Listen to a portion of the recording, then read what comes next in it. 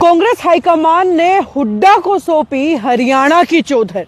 ये टाइटल आपने पढ़ लिया है। अब इसके पीछे की वजह क्या है, आखिरकार ऐसा हम क्यों कह रहे हैं, वो आपको बताऊंगे। लेकिन उससे पहले नमस्कार, मैं अंकिता सिंह स्वागत करती हूं आपका सिटी बिग न्यूज पर।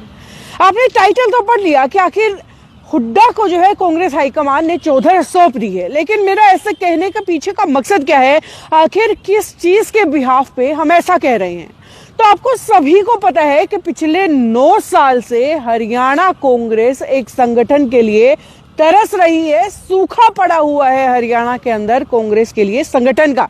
वहीं अगर दूसरी पार्टी यानी बीजेपी की बात करें तो बिल्कुल तरीके से तैयार है, क्योंकि देखिए चुनाव आ चुका है, सिर पर है, लोकसभा चुनाव कुछ ही दिनों में है और हरियाणा में तो विधानसभा चुनाव भी है। ऐसे में तैयारी पुरजोर होनी चाहिए और बीजेपी ने अपने पल्ले की तैयारियां पूरी कर ली है। बीजेपी इसीलिए जानी भी जाती है, लेकिन जो तैयारियां कांग्रेस की तरफ से होनी चाहिए थी उनमें कांग्रेस कहीं ना कहीं अभी पीछे चल रही है। लेकिन शुरुआत कर दी गई है और इसकी शुरुआत की गई है कमेटियां बनाने से, और इसी को देखते हुए अब उम्मीद है कि जल्द ही कमेटियां बन गई हैं तो जल्द ही शायद संगठन भी कांग्रेस का बन जाए। अब पहले आपको बताती हूं कि आखिरकार हुड्डा का नाम या हुड्डा को चौधर देने से हमारा मतलब क्या था।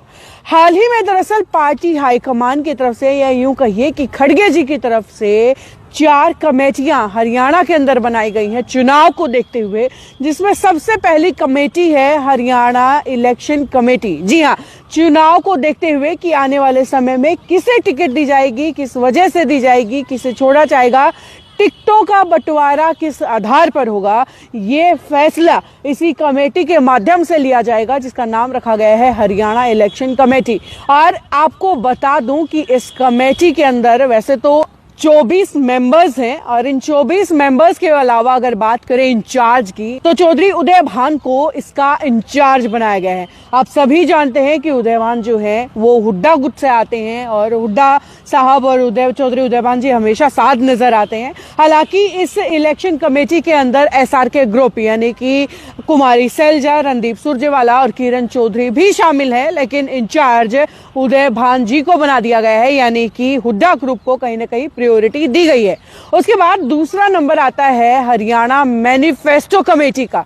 मैनिफेस्टो यानी कि अगर आने वाले समय में सरकार बनती है तो क्या योजनाएं बनाई जाएंगी, क्या योजनाएं लागू की जाएंगी, आम जनता के लिए क्या क्या किया जाएगा, ये सारी बातें बताना, वो भी चुनाव से पहले, इसी को मैनिफेस्टो कहते हैं।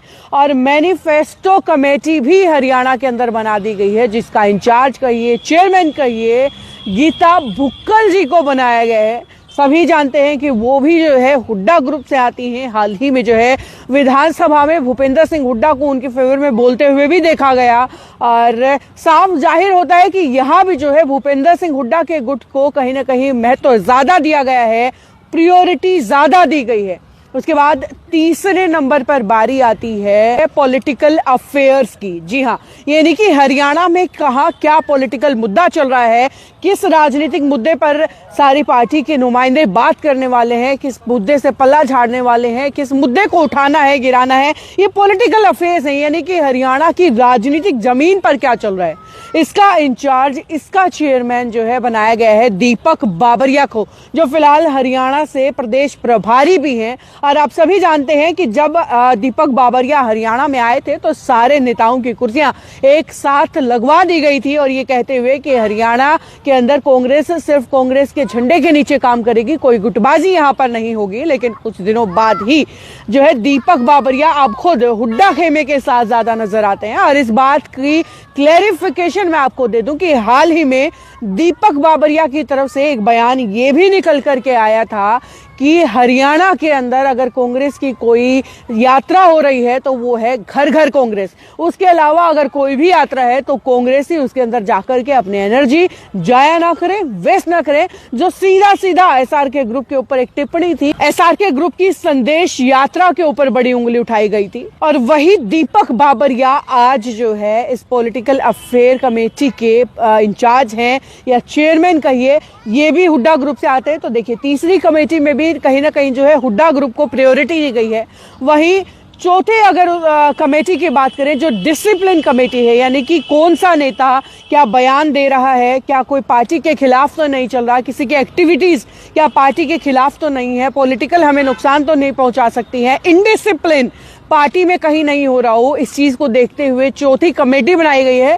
हालांकि बाकी कमेटियों के मुकाबले बेशक इसमें मेंबर्स कम है, सिर्फ 4 मेंबर्स की कमेटी बनाई गई है, लेकिन महेंद्र प्रताप जी जो हुड्डा खेमे से ही कहीं ना कहीं ताल्लुकात रखते हैं, उन्हें जो है इसका इंचार्ज बनाया गया है। तो देखिए 4 कमेटियां बनाई गई, चारों ही कमेटियां में हुड्डा खेमे के जितने मेंबर्स थे उन्हें प्रायोरिटी दी गई। हालांकि इन चार में से 3 के अंदर एसआरके और भूपेंद्र सिंह हुड्डा दोनों ही शामिल हैं, चाहे फिर बात हरियाणा इलेक्शन कमेटी की हो या फिर पॉलिटिकल अफेयर्स की हो या फिर मैनिफेस्टो की हो, सभी कमेटियों के अंदर एसआरके और भूपेंद्र सिंह हुड्डा शामिल हैं।